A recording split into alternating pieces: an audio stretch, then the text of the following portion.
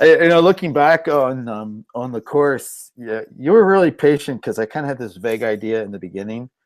I'm pretty sure we had this idea that we wanted students to sort of create alternative online identities and embody them because character, I mean, to me, I mean, that's the essential part of the story. Yeah, character building is so key to the way a story works or doesn't.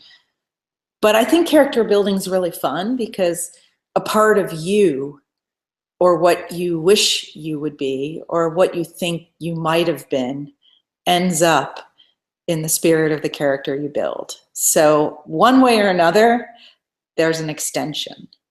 Or an opposition. You could be a It, totally radical, but you're saying at some kernel there's a connection at at there. some kernel, it's still sourced from the spirit of the creator because it's from their imagination.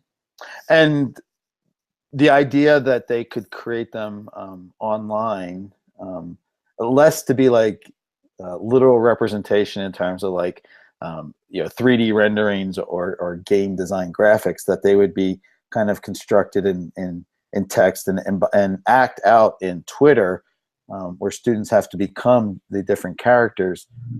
I think was something that we had in mind in the beginning, and we wanted them to be alchemists, right? But I also think that it's like breathing life into something that isn't necessarily alive until that breath of life, it touches something. And absolutely, character building is about that breath of life that comes from a writer, right? Yeah, and the characters have to have a history. They just can't appear on the scene fully formed. Mm-hmm. And I from the things I've read in about alternate reality gaming is that some of the most successful ones, they took months to sort of build up the social digital presence of this character, Mm-hmm. Mm-hmm. so that they didn't look fake. And, Yeah. and so that's why in the beginning I suggested coming up with these alchemy characters.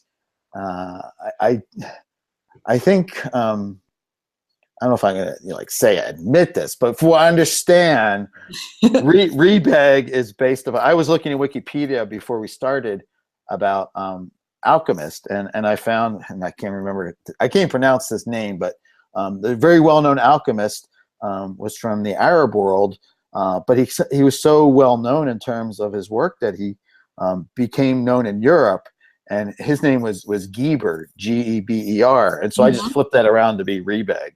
Mm-hmm. I thought that was clever. Yeah, well, I had a similar inspiration when I looked into my alchemical reference points here in the in my home library and found out that Prophetissima is she's also known as Mary, but she's known as the first female alchemist. So I couldn't resist. What we did early was to create. We did Twitter accounts for them. I mean, ultimately they had their own hypothesis accounts.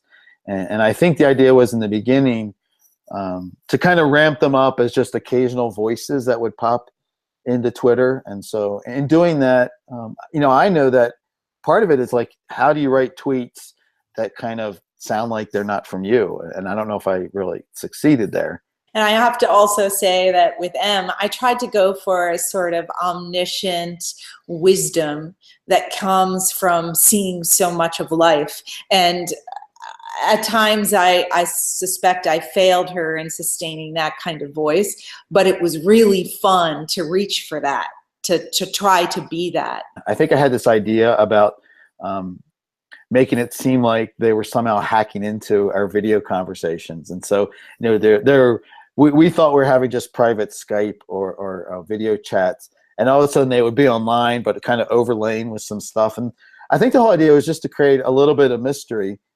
And we didn't even tell the students what we were doing, and they probably, I don't even know if they noticed. Some of them probably saw them on the website and just thought, well, this is weird, and skipped. I think they eventually caught on to it. But I really do think that moment that they started to hack our conversations was the moment they were born, because they had their alternative conversation, but it seeped into our conversation. So I think there was a whole lot going on in that playfulness. And it's also the idea about, like, you know, we're the teachers and we're supposed to be in control of things, and now we're being controlled too. Right? We are being interrupted. We're being, recast, so to speak. Oh, wait a minute. What? Well, hang on. What's going on? I got a text message from Rebeg. What? What did he say? He's saying, Alan, you're really getting the story all wrong. Don't you remember the whole birth Genesis conversation? What's he talking about? What is that? The birth Genesis conversation. Do you remember anything like that? I doubt. I don't remember anything like that. Memory. Wait a minute. He's saying, like, they're listening to us now. What? Oh, wait a second. Oh my God. She just texted me. Can you see it? Yeah, what'd she say? She's saying what she's saying what she knows is what I know.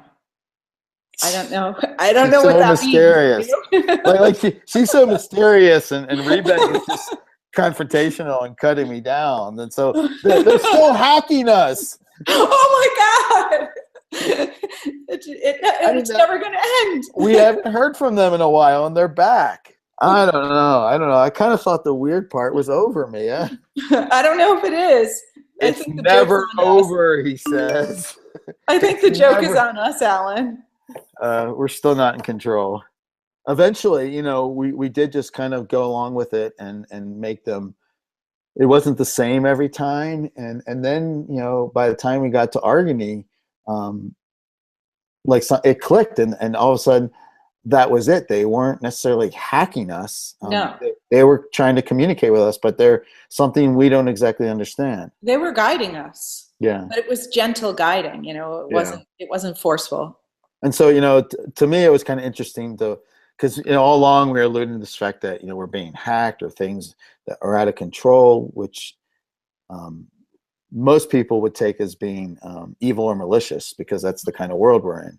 Mm-hmm. As it turns out, that wasn't what happened, and that set the stage for Argony. Yeah, I think that was the perfect stage, is our concern, our not knowing, but then they sort of guided us to a place where they shared things with us. But again, like, the way that all played out, like, this is, I still can't get my hands around the fact that you said this was all a script. Alan, we have a script. You still are in, like, some kind of form of amnesia about this? It doesn't make sense. Script. We've got the script right here. How could that be scripted? Seems like those characters were supposed to come in like the early chapters. What does this mean? Is everything preordained in that script?